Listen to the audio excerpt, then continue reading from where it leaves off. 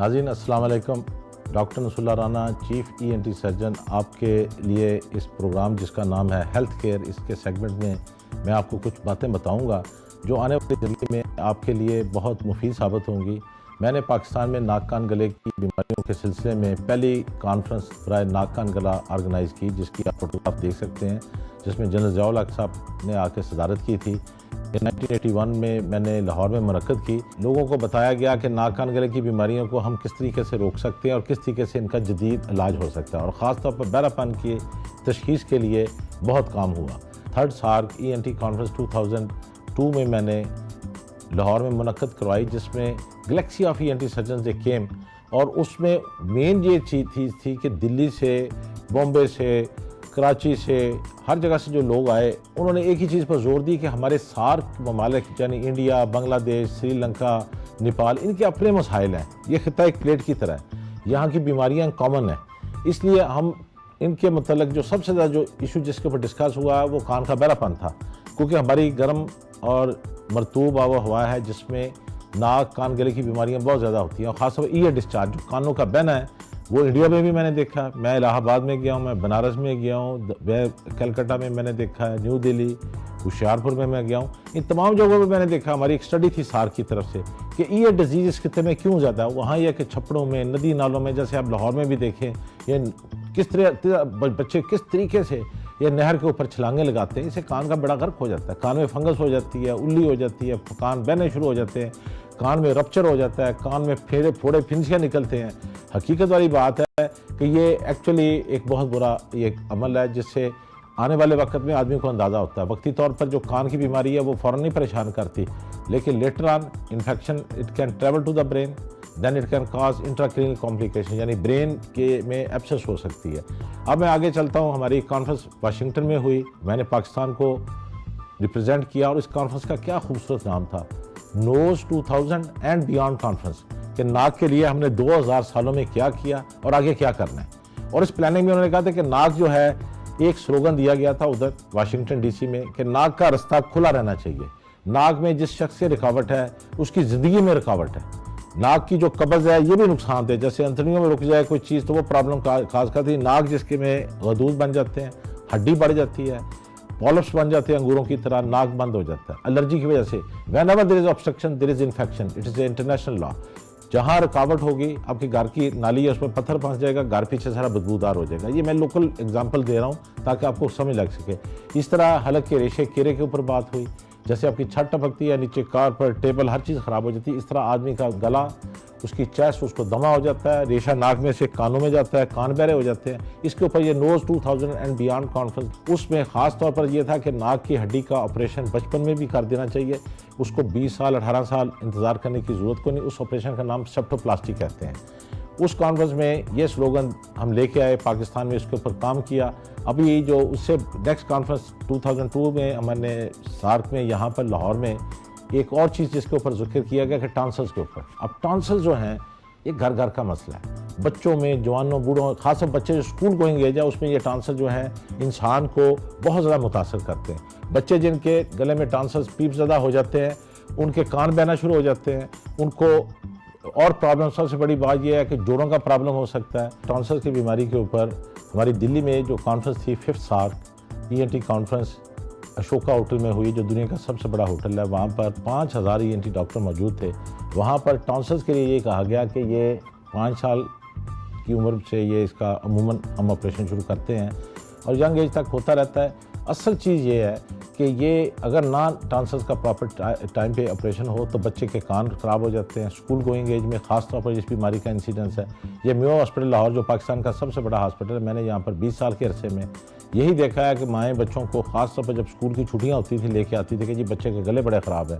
अब ऑपरेशन का जब हमने जिक्र करना, उन्होंने कहना जी नहीं रहने दें ऑपरेशन। भाई ऑपरेशन 5 मिनट का ऑपरेशन है, गला खोल के हम कर देते हैं, जिसमें आप लेटेस्ट टेक्निक्स हैं जो which I will tell you, that's called as cryo surgical technique. Even the laser surgery is very useful, जिसमें खून नहीं निकलता, स्टिच लगाने नहीं पड़ते, मरीज़ उसी दिन फारग होकर चला जाता है। ये एक नई चीज़ है। जैसे पहले लोग हज पे पैदल जाते थे, अब बाई एयर जाते हैं, कितना डिफरेंस है।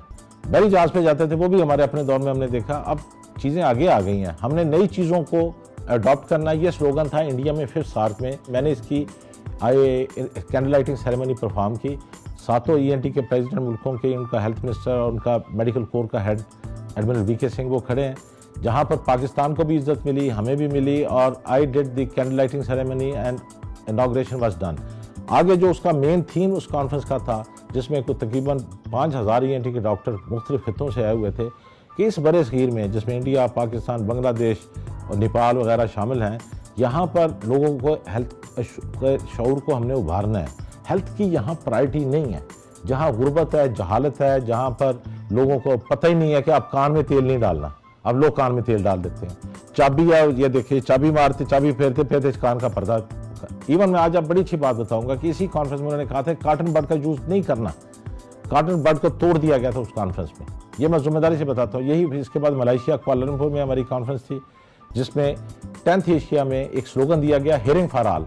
उसमें खास तौर पर कॉटन बड का जिक्र किया कि कान में ये करते करते कान में वैक्स जो है, ये it is the defence of your body, it is the army of your ears.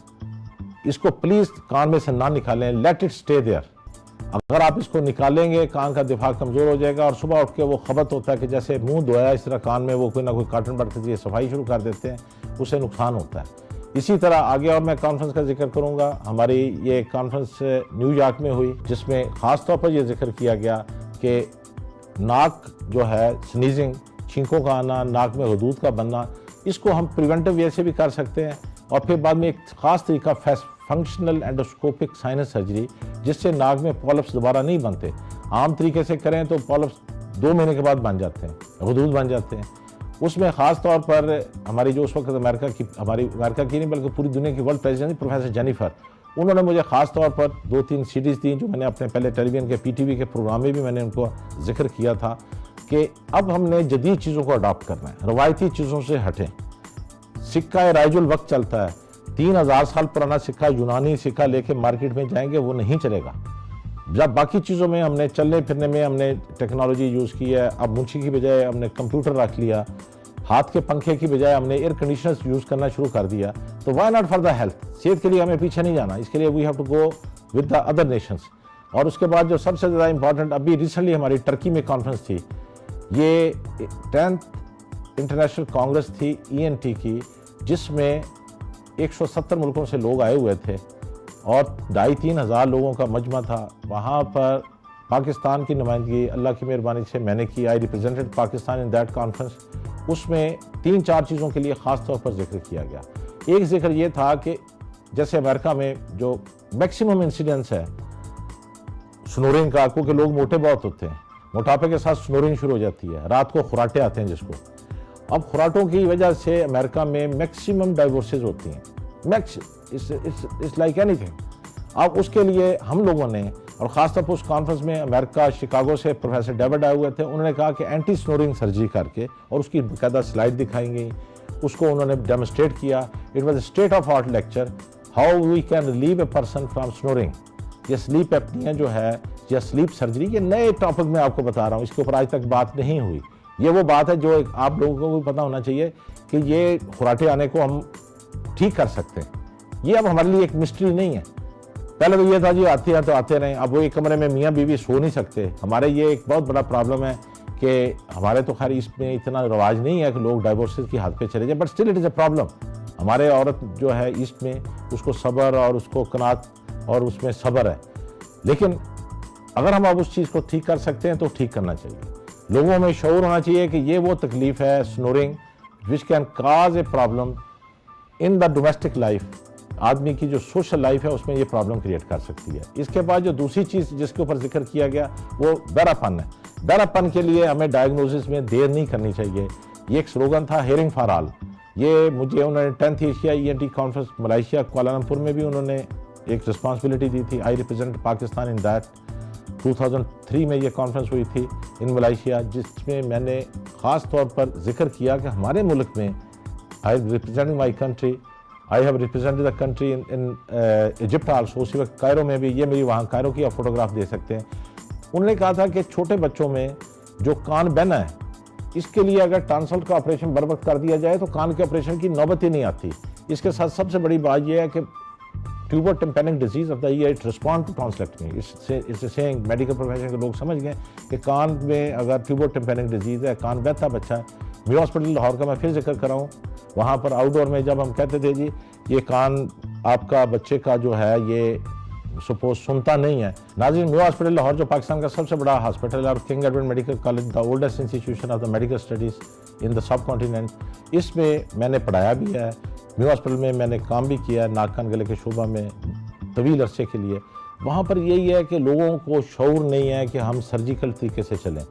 जब किसी को ऑपरेशन का बताते हैं तो वो जान छड़ाना शुरू कर देते हैं। मेरी आपसे इल्तमास है कि एक 5 मिनट का ऑपरेशन गले का उसको सारी ज़िंदगी की दुआओं से निजात दे सकता है। इस तरह नाक की हड्डी जो है इसके मतलब बात हुई, या टर्की वाली हमारी कॉन्फ्रेंस में सेप्टोप्लास्टी पे जिक्र किया गया कि छोटी उम्र में 4-5 साल 6 साल 8 साल का बच्चा है उसको 18 साल तक या नहीं उसका अगर उसका नाक बंद है तो उसकी हम हार्ट की हड्डी का ऑपरेशन कर देंगे।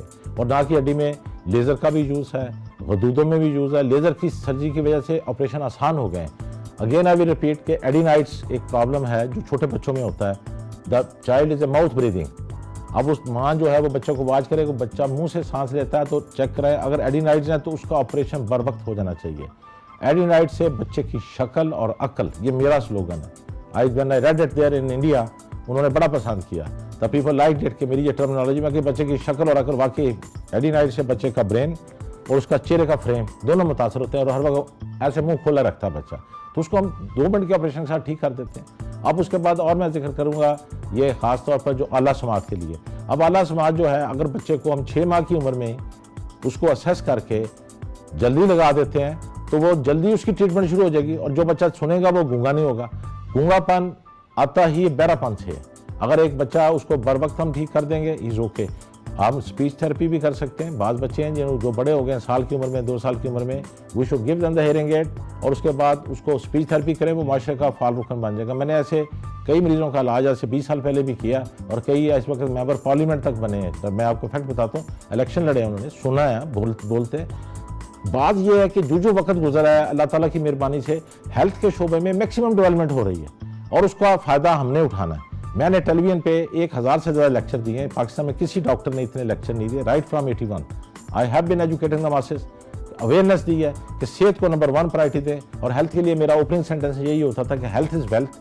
सेहत एक ताज है जो which is only visible to the sick. ये एक हेल्थ जो है ये it's a crown which is only visible to the sick. बात यह है कि सेहत की अच्छाई के लिए नाक कान गला आपका अगर सेहतमंद होगा तो ये एक बड़ी अच्छी चीज़ है। और इससे आगे सिंपल सी मैं जो एंड पे बात जरूर करूँगा, हियरिंग फॉर ऑल, मैं इसके लिए काम कर रहा हूँ। हमारी हियरिंग फॉर ऑल फाउंडेशन है डेफनेस, जिसमें हमने लोगों को बताना है कि हर शख्स को हमने सुनने के काबिल करना है। ओल्ड एज में अगर आला समाज लग जाए तो आदमी बूढ़ा नहीं होता, वो फिर मुआशरे का एक फाल रुकन बन जाता है। बुढ़ापा आता ही तब है जब बंदे को डेफनेस आती है और डेफनेस की वजह से आदमी मुआशरे में आइसोलेट हो जाता है। तो just simple with the hearing aid we can make a person useful to the society and for himself also. और अगेन आई विल रिपीट कि हमारी जो टर्की की कॉन्फ्रेंस थी जिसको मैंने बड़े अच्छे तरीके से सीखा भी है, उसमें लोगों को शेयर भी किया और उनकी बातें सुनी है। उसमें स्नोरिंग के लिए बात की गई, उसमें नाक की हड्डी के लिए बात की गई, उसमें टॉन्सल्स के लिए बात की कि टॉन्सल की वजह से बच्चे का कान, बच्चे का कद, नशोनुमा, उसके गुर्दे, उसके जोड़ मुतासर हो सकते हैं। और सबसे बड़ी बात यह है कि टॉन्सल का ऑपरेशन अगर बर वक्त कर दिया जाए, सुबह करें शाम को बच्चा भागा दौड़ा फिरता है, चे जाएगा वो सारी ज़िंदगी कभी सब्ज़ रंग की एंटीबायोटिक खा रहा है, कभी पीले रंग की खा रहा है, कभी उसके जोड़ मुतासर हो रहे हैं, कभी उसकी हार्ट की प्रॉब्लम हो रही है। यानी आप चीज़ें बड़ी अल्लाह की मेहरबानी से सुंदर हो गई हैं, ज़िंदगी कंफर्टेबल हो गई है और उसकी क्वालिटी ऑफ लाइफ। बात यह है कि क्वालिटी ऑफ लाइफ के लिए आदमी को स्ट्रगल करनी पड़ती है। अगर आप बैठे बैठाए सोचें कि जी ये गले ठीक हो जाएंगे, नहीं, वो ये छोटा सा एक ऑपरेशन करवाएं, ठीक, नाक की हड्डी है, इसका मसला है, इसको क्लियर करें। इस तरह कान अगर बहता हुआ बच्चा आया तो उसके कान के लिए हम यंगर एज में भी और ओल्डर एज में भी उसके कान को रोक सकते हैं। इस प्रोग्राम में सबसे ज़्यादा जिस चीज़ पे मैंने स्ट्रेस दिया है कि जदीद चीज़ों को अडॉप्ट करें, आपकी ज़िंदगी सुंदर रहेगी।